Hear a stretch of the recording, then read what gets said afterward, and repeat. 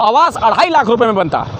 लेकिन वही नगर पालिका जब अपना कोई चीज़ बनाती है तो इतने नॉर्मल सी चीज़ बनाने के लिए 4.25 लाख रुपया खर्चा करती है। जनता को तो यहाँ तक ये भी नहीं पता होता कि ये है क्या। हाँ, ये जो ज़मीन पर बना ये नगर पालिका का नहीं है। होगा कैसा महोदय, आप भी कुछ कमा लीजिए और हमारा ये निर्माण बनवा लीजिए।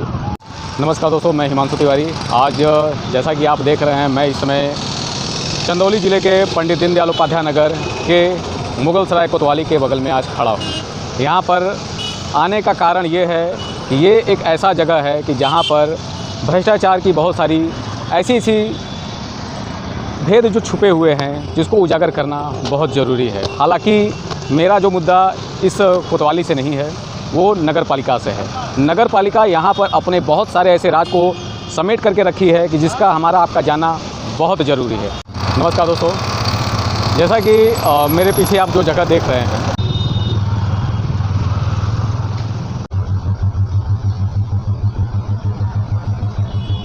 आपने इसको कहाँ पे देखा है, और अगर देखा भी है आते जाते रास्ते पे, और मैं आपको बताना चाहता हूँ ये जीटी रोड पे ही, और सबसे सुप्रसिद्ध स्थान हमारे मुगलसराय कोतवाली के बगल में ये स्थित है।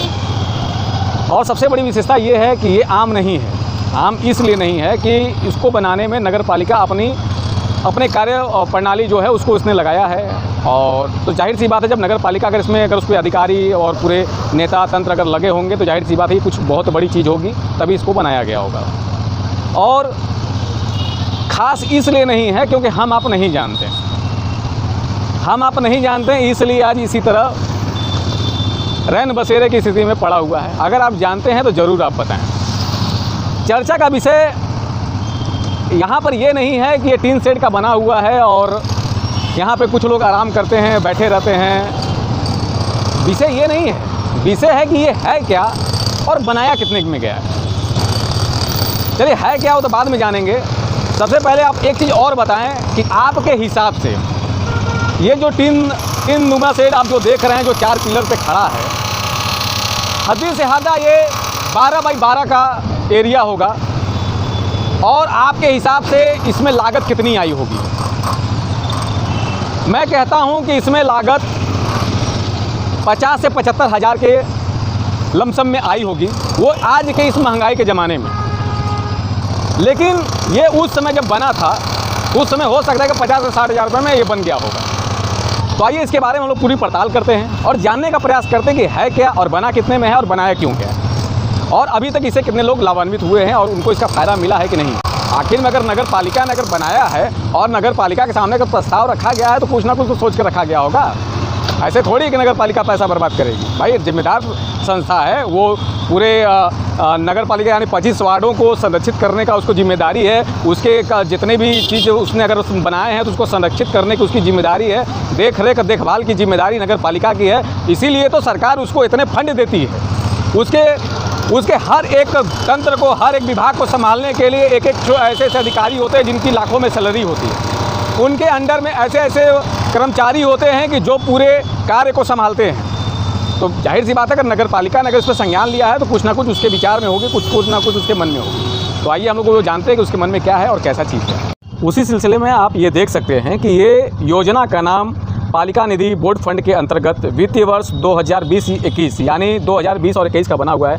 स्वीकृत धनराशि 4,78,352 रुपये यानी नियर अबाउट 4.25 लाख रुपए का ये बना हुआ है।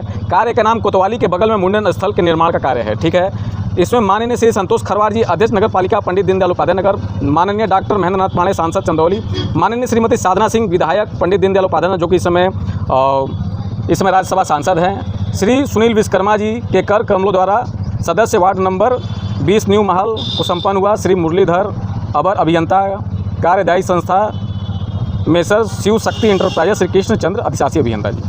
तो जैसा कि ये जो आप हमारे पीछे जो मुंडन स्थल देख रहे हैं, यानी अगर कैलाशपुरी, रवि नगर, पटेल नगर, पथरा, कैथापुर, विकास नगर, लाट नंबर 2, लाट नंबर 1, काली महल, शाहकुटी, गला मंडी, क्योंकि इन सब क्षेत्रों में ऐसा कोई मंडन स्थल नहीं बनाया गया है।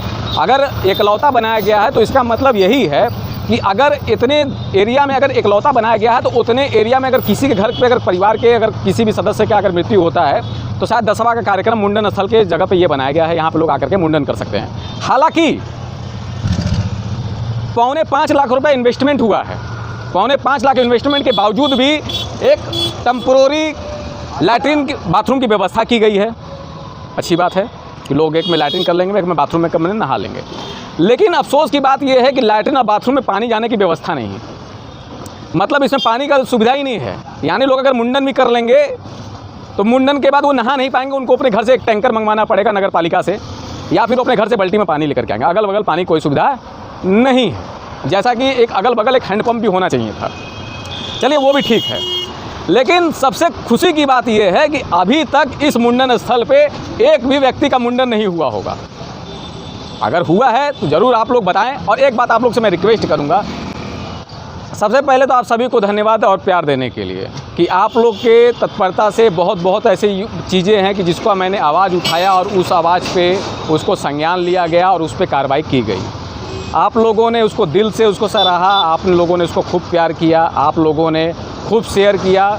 शेयर करने से ये होता है कि अगर मैं किसी गलत चीज़ का अगर मैं आवाज़ उठा रहा हूँ तो वो आवाज़ उस कान तक ज़रूर जाती है जिस कान तक मैं पहुँचाना चाहता हूँ। यानी अगर यहाँ कहीं अगर भ्रष्टाचार है तो तभी है कि उस व्यक्ति तक मेरी आवाज़ या आपकी आवाज़ अगर नहीं पहुँच पा रही है, तो उसका सबसे बड़ा कारण ये है कि हम आप बोलना नहीं चाहते, हम आप विचार नहीं करना चाहते, हम आप कुछ कहना नहीं चाहते हैं। और उस नहीं कहने के सिलसिले में ऐसी घटना हो जाती है कि जिसका हमको आपको पता भी नहीं होता और पास भी हो जाता है, उस पर लोग लाभान्वित भी हो जाते हैं। जनता नहीं, लाभान्वित वो हो जाते हैं जो उसके लाभ के लिए लगे रहते हैं। जनता को तो यहाँ तक ये भी नहीं पता होता कि ये है क्या। चलिए ठीक है, अब आप ये सोच रहे होंगे कि यार अच्छा एक बात आप ज़रूर बताएं, मैं आप लोगों से एक चीज़ और सवाल पूछना चाहूँगा इसी सिलसिले में।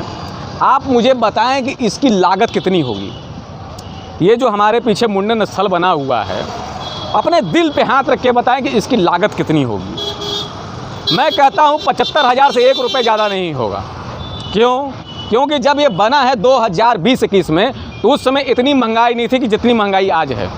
उस समय इतने सरिया का रेट नहीं था, उस समय इतना गिट्टी बालू के रेट नहीं थे, उस समय इतने सीमेंट के रेट नहीं थे जो सीमेंट के रेट आज हैं, जो सीमेंट के रेट उस समय है। जो उस समय लोहे का रेट था वो लोहे का रेट आज नहीं है, आज का रेट बहुत महंगा है। यानी उस समय इस प्रांगण को बनने में जो 10 बाई 10 का या अधिक से अधिक जो भी इसकी माप है मुझे नहीं पता, वो नगर पालिका के पास होगी। नगर पालिका जरूर उस जनता को मुहैया कराए। और नगर पालिका ये सब चीज़ जब बनाती है ना, तो उसका कोई कागज़ नहीं बनाती है।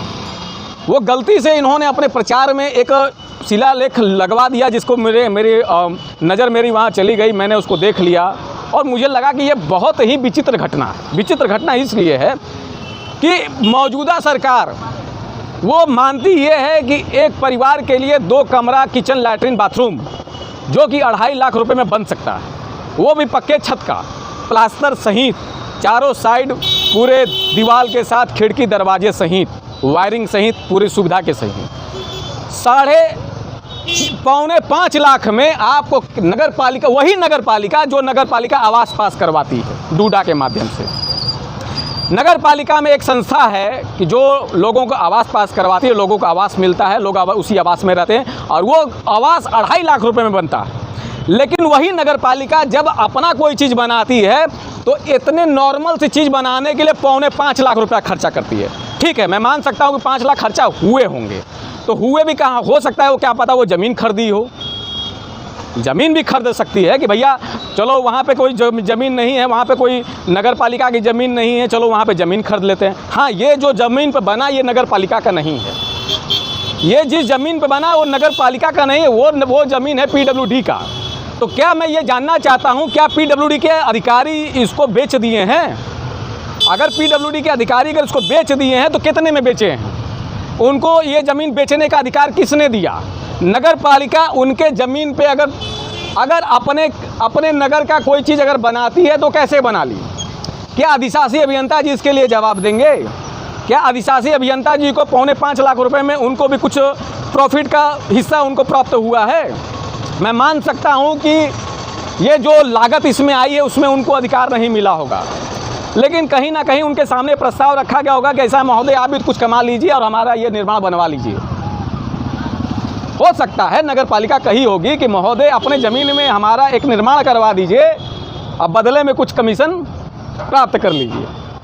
हो सकता है, अगर नहीं है तो प्रमाण दे, एनओसी का, इसको डिक्लेयरेंस दे दे कि हाँ ये एनओसी का है और इस पे मेरा कोई ऑब्जेक्शन नहीं है। वो नगर पालिका चाहे तो कुछ भी बना सकती है और ऐसा होना भी चाहिए, क्योंकि अगर नगर पालिका का अगर कुछ भी चीज़ अगर बन रहा है या बिगड़ रहा है तो हम आम नागरिक होने के नाते हम लोग का कर्तव्य बनता है कि उसका हम लोग आवाज़ उठाएं, क्योंकि वो बन हमारे आपके लिए रहा है। वो किसी बनारसी या किसी चंदौली वासी या किसी सैयद राजा वासी या किसी रामनगर वासी के लिए नहीं बन रहा है, वो हमारे आपके लिए बन रहा है। अगर आज हम लोग को मुंडन करने के लिए अगर स्थल नहीं है तो उसकी सबसे बड़ी जिम्मेदारी ये है कि ये यहाँ पर बना हुआ है और हम लोग अपने मोहल्ले में खोजते हैं, हम लोग शाहकोटी में खोजते हैं, हम लोग कहीं ऐसे स्थान पर खोजते हैं जहाँ मंदिर का क्षेत्र हो। अगर यहाँ बनाया गया है तो आप लोग यहाँ पे आइए और कृपया मुंडन कराइए। लेकिन मैं पूछना ये चाहता हूँ, बनाया गया भी तो ये 10 बाई 10 के स्क्वायर फीट में क्यों गया?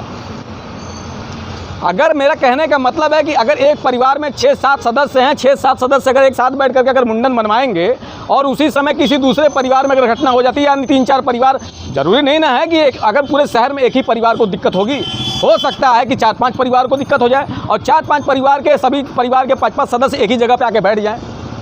तो मुझे नहीं लगता है कि 4.5 लाख रुपए में या 4.5 लाख रुपए में ये 10 बाई 10 का स्क्वायर फीट बना करके नगर को सुपुर्द कर देना एक बहुत बड़ी बहादुरी है।